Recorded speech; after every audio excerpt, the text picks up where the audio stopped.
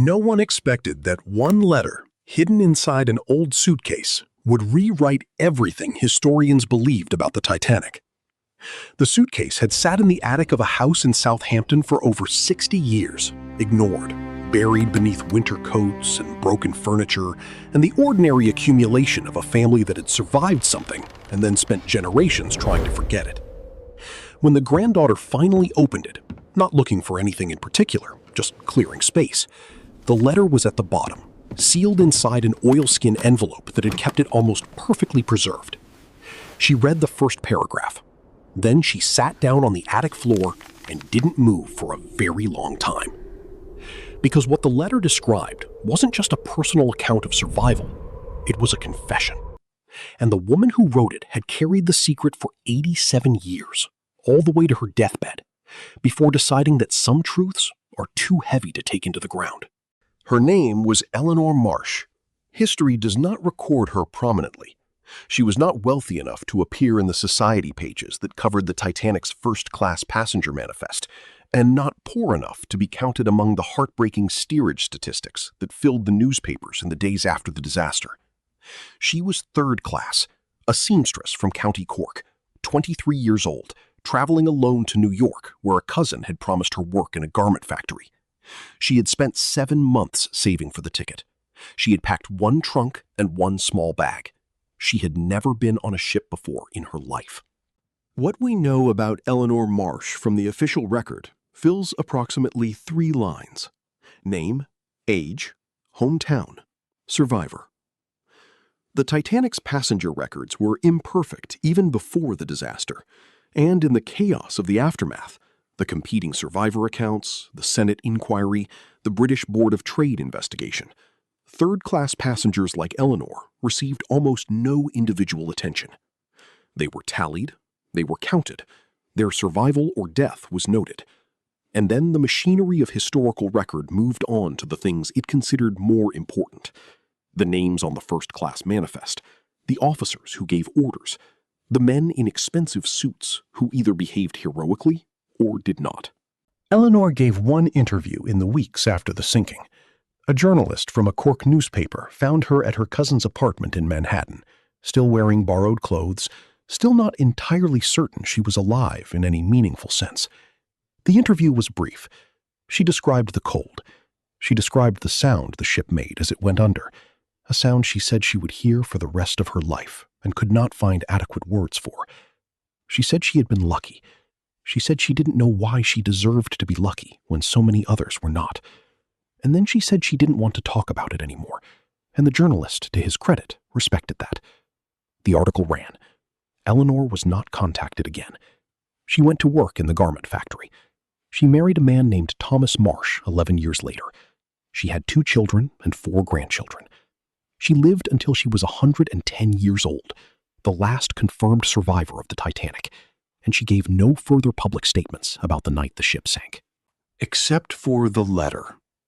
The letter was dated 3 months before her death.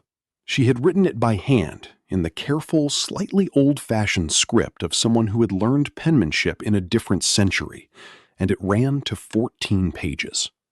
Her granddaughter, Margaret, who found it, said later that the handwriting was remarkably steady for a woman of Eleanor's age, as if writing this particular document had required a steadiness that ordinary letters did not, as if she had gathered herself for it. The oilskin envelope was addressed in Eleanor's hand to no one specific, just the words, "For whoever needs to know." Margaret read it twice before calling her mother. Her mother read it and called an historian she'd heard interviewed on the radio once about the Titanic. The historian drove to Southampton the following week and read it in Margaret's kitchen, with his hands shaking. What the letter described began not on the night of April 14th, but 2 days earlier, when the Titanic was still crossing open Atlantic under clear skies and the particular kind of shipboard calm that makes the ocean feel friendly. Eleanor had been spending her days on the third-class deck, when permitted, watching the water and staying away from the cramped quarters below. On the afternoon of April 12th, she described helping an older woman, a first-class passenger who had wandered to a part of the deck she shouldn't have been on, confused and slightly unwell, find her way back to the correct section of the ship. In the process, Eleanor was taken briefly inside a corridor she had no access to, and she saw something. She was careful in the letter about what she claimed and what she wasn't certain of. She wrote that she was not a mechanical person, that she did not understand ships, and that what she observed could have had explanations she was unequipped to recognize.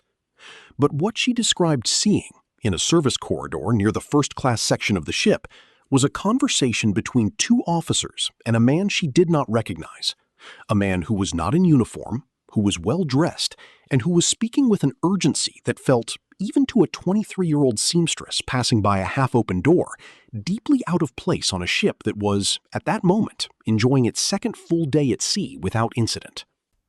She could not hear every word. She heard enough. The man who was not in uniform was speaking about ice. Not in the way that passengers spoke about ice, not with curiosity or mild concern, not the tone of people discussing weather over dinner. He was speaking about ice the way someone speaks about something they know precisely and are choosing to disregard.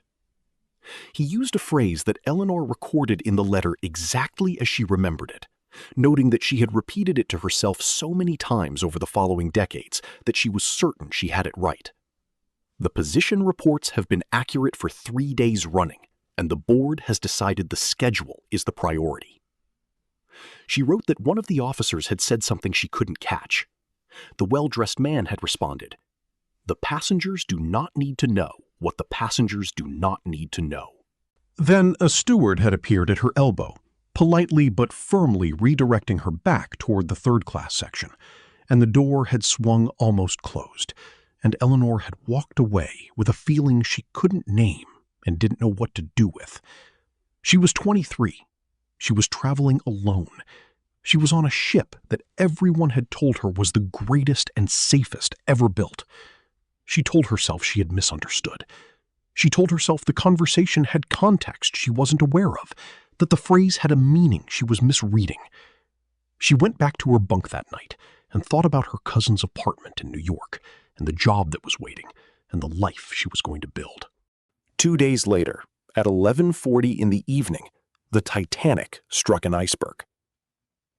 Eleanor's account of the sinking itself was not dramatically different from other survivor testimonies. The strange, grinding shudder, the initial confusion, the gradual, terrible realization among the third-class passengers that the crew's reassurances were not matching the behavior of the crew. The locked gates. She mentioned the gates carefully, precisely, with the measured language of someone who had spent decades deciding how to say this, that initially prevented third-class passengers from reaching the upper decks. The moment those gates opened, and whether they opened because someone with authority ordered it or because the men in third class simply forced them, she said she was never entirely certain. She got into a lifeboat. She described the water. She described the sounds. And then she described something that no other survivor account, to the historian's knowledge, contained. As the lifeboat pulled away from the ship, in the darkness and the chaos, Eleanor said she could see the well-dressed man from the corridor standing on the first-class promenade deck, not at a lifeboat station, not attempting to board, standing at the railing, very still, watching the water. She described his posture as calm, a word she underlined twice in the letter. Not resigned, not panicked, calm. The way a man stands when he has already processed an outcome and arrived at some internal conclusion about it. She never learned his name. She described him to the journalist who interviewed her in New York, but the description was general enough, middle-aged, well-dressed, dark coat, that it matched dozens of men on the first-class manifest, many of whom did not survive, and the journalist did not pursue it. In the Senate inquiry, Eleanor was not called to testify. In the British Board of Trade investigation, she was not called either. Third-class survivors were consulted primarily for headcount purposes, to establish how many had died and whether negligence was involved in the locked gates. The specific question of what any individual third-class passenger may have overheard in a service corridor 2 days before the sinking was not a question anyone asked. The historian, his name was Dr. Peter Calloway, and he had been studying Titanic primary documentation for 22 years, said later that the first thing he did after reading the letter was go back to the ice warning record. This was not new territory. The Titanic's failure to reduce speed after receiving multiple ice warnings on the day of the sinking had been the subject of serious historical scrutiny since the disaster itself. Multiple wireless messages warning of ice in the ship's path had been received. The question of what happened to those warnings, who saw them, who acted on them, who may have decided that the commercial pressure to arrive in New York on schedule outweighed the navigational caution those warnings demanded, had never been fully resolved. What Calloway found, going back through documents he had read many times before with Eleanor's letter now in his possession, was a gap. Not a dramatic gap, not the kind of thing that looks in isolation like evidence of anything. A small gap in the wireless log, a 20-minute window on the afternoon of April 12th, the same afternoon Eleanor described the conversation in the corridor, during which the log showed no recorded transmissions when the wireless operators were technically on duty. 20 minutes during which if a message had been sent or received, it would not have appeared in the official record. 20 minutes that every previous researcher, including Calloway himself, had attributed to a routine operational pause. He could not prove the gap was significant. He was honest about that from the beginning, and the academic paper he eventually published about Eleanor's letter and its implications was carefully, almost exhaustingly hedged with appropriate uncertainty. He did not claim the gap was evidence of a cover-up. He claimed it was anomalous in the context of Eleanor's testimony, and that taken together, a credible witness account of a conversation about ice warnings being deliberately deprioritized, and a corresponding gap in the official wireless log, the combination warranted serious attention that the historical community had never been able to give it because no one had known Eleanor's account existed. The response to the paper was intense, not universally positive. Several prominent Titanic historians pushed back hard, arguing that Eleanor's letter, written nearly 9 decades after the events it described, was vulnerable to the well-documented failures of long-term memory, that the conversation she described was ambiguous, even as she presented it, and that the wireless log gap had been reviewed before and found unremarkable. They were not wrong to raise these objections. Memory is fallible. Ambiguous, overheard conversations are easy to reinterpret with the weight of subsequent catastrophe, giving them meaning they may not have had. The letter did not prove anything. Calloway never said it did. But other researchers found different things when Eleanor's testimony redirected their attention. A maritime historian reviewing the cargo manifest for the 3rd time noticed a discrepancy in the listed weight of a specific cargo container in the ship's forward hold, a discrepancy that had been in the record all along, unnoticed because no one had been looking for it.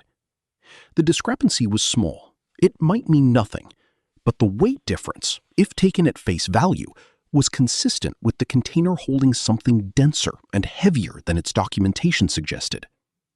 What that something might have been, whether it had any connection to anything else, whether it was significant or a simple clerical error, was a question that could not be answered, because the container was at the bottom of the North Atlantic. A separate researcher, following a completely different thread that Eleanor's letter had opened, found correspondence in a private archive, a collection of letters belonging to the estate of a White Star Line executive who had died in the 1950s, that referenced a meeting in the company's London offices in the week before the Titanic's departure. The correspondence was fragmentary. Much of the archive had been lost or destroyed over the decades. But in one letter, the executive described a meeting at which the Titanic's maiden voyage schedule had been discussed, and in which one participant had raised concerns — the letter used the word concerns without specifying their nature — that the executive had noted were overruled in light of commercial considerations. The executive who wrote that letter was not identified in Eleanor's account. He could not have been. She had never heard his name, and the men she described in the corridor were not identified in any record. The correspondence didn't name names either, but the timeline was consistent. The phrase commercial considerations rhymed uncomfortably with Eleanor's memory of the schedule is the priority. Two fragments, different sources, different archives, no provable connection. And yet, the thing that Calloway returned to in the years after the paper was published was not the specific factual claims in Eleanor's letter. It was the reason she had written it when she did. She had kept the secret for 87 years. She had been 23 years old when the ship went down, and she had lived to 110. And for every one of those intervening years, she had said nothing publicly beyond that single newspaper interview. She had watched the inquiries.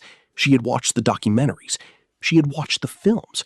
She reportedly found the famous 1997 film deeply inaccurate in its emotional register, though her granddaughter said she sat through it twice without comment. She had watched the world build its official version of the night the Titanic sank, and she had said nothing. Margaret, the granddaughter, said Eleanor had mentioned the Titanic exactly 4 times in her presence over 30 years. Once to say the cold was something no film had ever accurately conveyed. Once to say that the people who died deserved better than to become a story people told for entertainment. Once, when Margaret was young and asked directly what it had been like, to say that it was the kind of experience that doesn't improve with description. And once, about 2 years before she died, to say something that Margaret hadn't understood at the time and had almost forgotten. History is what people in authority wrote down. It isn't always what happened. Eleanor wrote in the letter that she had stayed silent, partly out of uncertainty. She genuinely did not know if what she had heard was what it sounded like, and she was not willing to make a claim she couldn't support. And partly out of something more complicated. She wrote that in the years immediately after the disaster, when the inquiries were happening and the newspapers were full of testimony and accusation, she had considered speaking.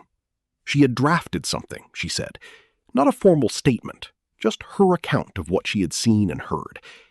And then she had stopped, because she was a 23-year-old seamstress from County Cork, working in a garment factory in New York, and the people she was considering making claims about were men of immense wealth and institutional power, and the world of 1912 had very clear ideas about whose testimony was credible and whose was not.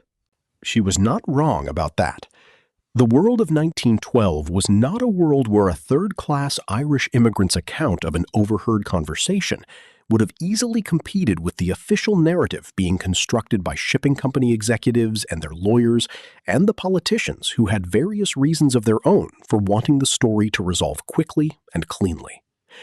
Eleanor understood this with a clarity that requires no cynicism. It was simply accurate.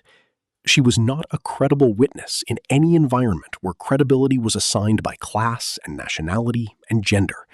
She kept quiet. She told herself she would speak when the moment was right. And then decades passed, and the moment never quite arrived.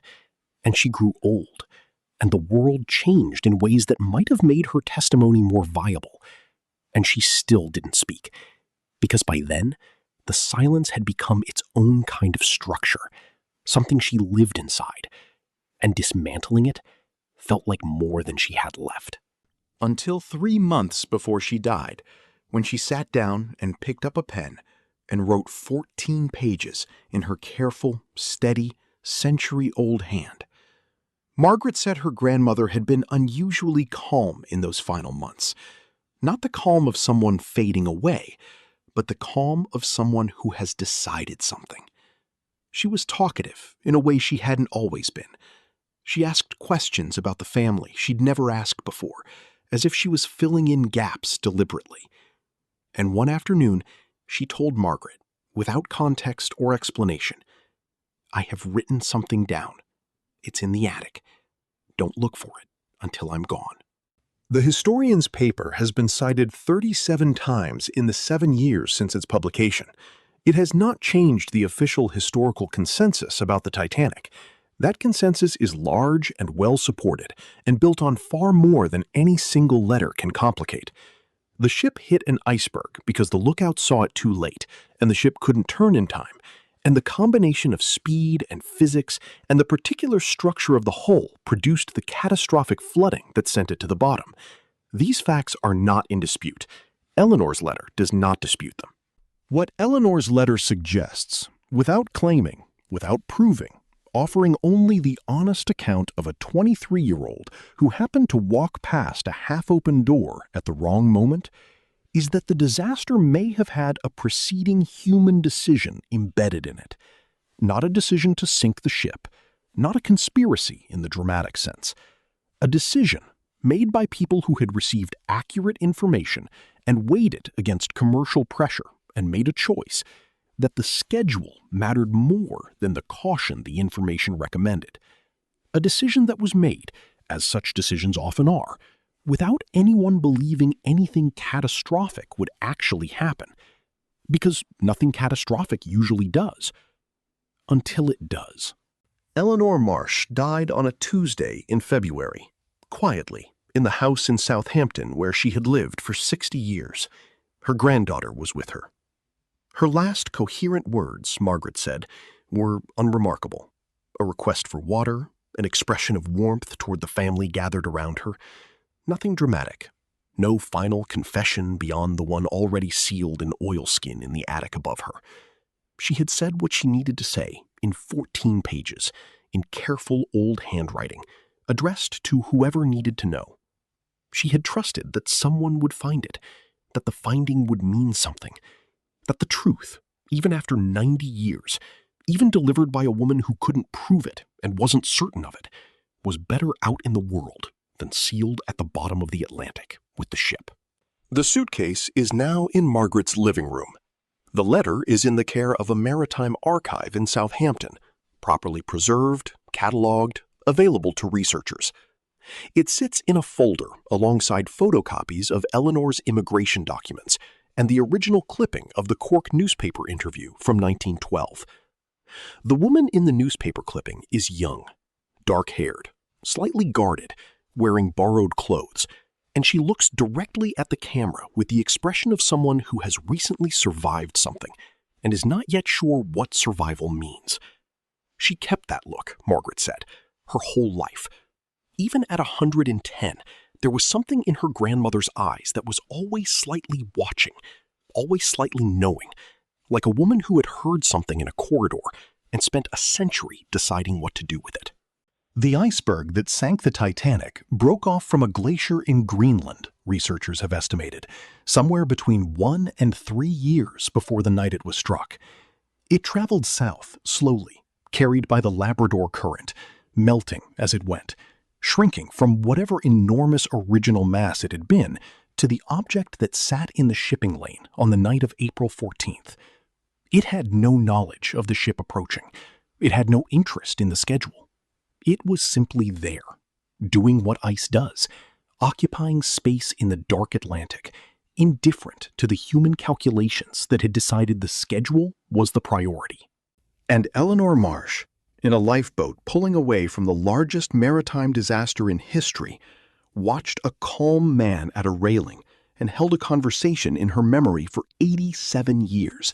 And finally, at the end of the longest life of any Titanic survivor, decided that the people who had died deserved at least that much. Not proof, not justice, not a rewritten history, but the truth of what a 23-year-old seamstress heard through a half-open door on a clear afternoon, 2 days before the world decided she had simply been lucky. She was not just lucky. She was paying attention. And in the end, that turned out to matter more than anyone, including Eleanor herself, had expected. If you are a hunter, subscribe and join the hunt. Before you go, thank you for staying until the very end. In a world of endless scrolling and short attention spans, you chose to spend this time exploring real human stories. That means more than you know. If these stories moved you, made you think, or helped you see the world a little differently, please subscribe and turn on notifications. It's the best way to support this channel and make sure more stories like these continue to be told. And if one of these stories stayed with you after the video ended, share it with someone you care about. One message One repost can help these voices reach someone who needs to hear them. Leave a comment and tell me which story touched you the most. I read every one. Thank you for your time, your curiosity, and your heart. I'll see you in the next story. If you are a hunter, subscribe and join the hunt.